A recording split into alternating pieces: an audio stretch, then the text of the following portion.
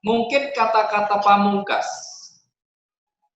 dan tips sukses bagi teman-teman yang mau bergabung di properti itu apa? Jadi kan banyak sekarang orang-orang yang menurut saya bisnisnya turun, kehilangan pekerjaan, terus kemudian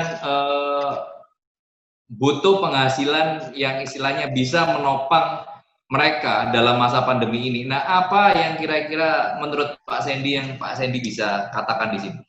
Oke, jadi agen properti ini sebetulnya saya nggak akan bilang ini mudah, karena memang tidak mudah. Jadi agen properti ini kita harus menghadapi yang namanya ketidakpastian. Kita harus menghadapi yang namanya rasa putus asa yang berkelanjutan selama beberapa bulan. Mampu nggak kita bertahan dari itu? Harusnya mampu. Karena saya mampu. Karena kita berpijak di tanah yang sama dan kita berlindung di atap yang sama. Nggak ada yang membedakan. Kalau saya mampu, yang lain juga mampu. Hanya gali terus yang namanya value yang menjadi fungsi dan manfaat buat klien. Karena dari value timbul nominal. Nominal hanya mengikuti. Tapi menggali value dengan konsisten itulah yang seharusnya menjadi kegiatan yang dilakukan agen ini terus-menerus. Semakin lama harus semakin baik secara mental, skill komunikasi, terus skill beriklan. Iklan ini juga ada skillnya loh Pak. Kita nggak bisa asal sekedar iklan, harus paham faktor-faktor yang menjadi striking power, yang menjadi stop. Banyak nih topik yang harus kita bahas ya. Iya, ini berkembang-kemana nih Pak? Pak Sandy, topik apa saja mungkin bisa tinggalkan pesan di video ini supaya nanti kita bisa bikin ya video-video dengan topik yang sesuai dengan yang pertanyaan Anda. Jadi teman-teman tadi kan Pak Sandy juga ngomong yang mau beriklan, teknik beriklan yang menarik untuk mendatangkan traffic. Teman-teman yang ingin istilahnya mendengarkan mengenai ulasan itu bisa tinggalkan pesan sehingga nanti kalau memang peminatnya banyak kita akan melakukan yang namanya konten lagi di YouTube seperti gini ya. Oke, teruskan Pak, silakan Pak. Oke, kita harus menguasai banyak skill. Kita dari segi hukum pun juga kita harus menggali banyak informasi, apa saja yang berbenturan dengan pidana, apa saja yang menimbulkan sebuah konflik. Kita harus menghindari hal-hal seperti itu, mengantisipasi semuanya, meminimalisir resikonya. Banyak aspek yang dibutuhkan untuk menjadi sebuah agen properti yang sejati ya Pak. Yang bisa hidup dari bulan ke bulan, yang bisa menghidupi keluarga mereka dari jualan, bukan yang sekedar bisa jualan. Karena jualan dan hidup dari jualan itu dua hal yang berbeda. Nah, apa yang menjadi saran saya ketika ada orang-orang baru yang ingin menjadi agen properti? Berilah sebuah value dan jadilah seorang spesifik. Ketika Anda menjadi seorang spesifik, Anda akan mengenal siapa target market. Siapa yang menjadi ibarat kata begini nih Pak, saya jualan baju. Baju saya kaos untuk usia 30-40 tahun. Karena apa? Saya tahu, karena spesifik yang saya jual.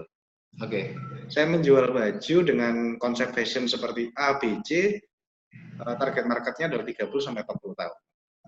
Saya mengenal target market, saya bisa bikin campaign yang sesuai untuk target market saya.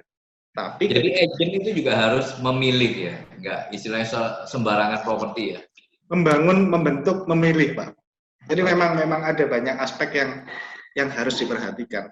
Prinsipnya sama kayak jualan baju atau sama kayak jualan komoditi lain.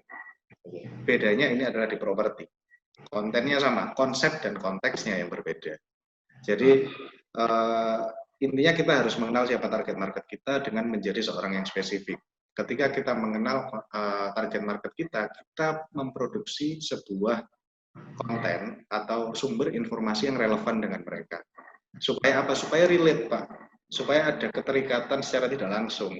Supaya membangun dan memupuk yang namanya sebuah trust atau kepercayaan. Dari situ, mereka akan menilai kita sebagai seorang expert yang lebih mengerti kebutuhan mereka daripada mereka sendiri. Artinya apa? Ketika sudah timbul dari situ, apa yang kita tawarkan, mereka pasti beli. Karena mereka tahu, saya lebih mengerti kebutuhan mereka daripada mereka sendiri. Oke. Kurang lebih begitu. Nah, itu tadi untuk orang-orang yang akan ingin tertarik untuk join di properti. Nah, sekarang pertanyaannya adalah kata-kata pamungkas atau kata-kata kiat sukses bagi agen properti yang mungkin sekarang merasa sepi, merasa tertekan di masa pandemi ini. Nah, kira-kira kiat atau strategi sukses bagi mereka yang sekarang sudah ada di properti kira-kira apa, Pak Sen? Oke Pak, jadi mungkin agak sedikit nyeleneh jawaban saya, tapi setiap agen properti harus mengalami fase itu. Harus mengalami fase patah untuk tumbuh. Harus mengalami kondisi terbentur untuk akhirnya terbentuk. Tinggal ketika mereka terbentur, apakah mereka tetap konsisten pada bidang ini, mereview ulang pekerjaan dan peluangnya yang baik di mana, agar mereka bisa terbentuk atau tidak, atau akhirnya pilih profesi lain. Kalau misalnya mereka pilih profesi lain, akan terjadi hal yang sama, karena ini bukan soal bidangnya, tapi soal siklusnya. Dimanapun kita berprofesi, siklusnya akan tetap sama, kita tetap akan patah, terbentur, hancur, lebur, semua pasti akan ada fase itu. Tinggal kita mau bersabar untuk menjadi bertumbuh atau tidak, terbentuk atau tidak. Semua Pak, saya pun juga mengalami hal yang sama. Teman-teman yang menjadi top agent pun mengalami hal yang sama. Bahkan teman-teman yang brandingnya keterlaluan nih, sekarang, yang sukses story itu Pak, itu sekarang semua lagi pada macet nih KPR-nya. Betul, jadi KPR pun sekarang juga tidak mudah ya, semuanya juga susah semua ya kan? Semua memang susah, memang artinya jalankan sebuah personal branding, bangun sebuah personal branding tidak dengan nilai, tidak dengan nominal maksudnya, tapi dengan nilai yang bermanfaat.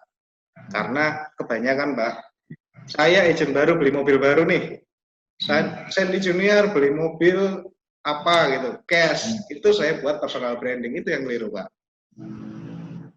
Kenapa keliru? Itu yang keliru, maksudnya ngapain harus pamer show off apa yang sudah kita beli ke orang, manfaatnya di mana? Tapi kalau kita merubah itu menjadi konten, akan menjadi manfaat buat orang lain.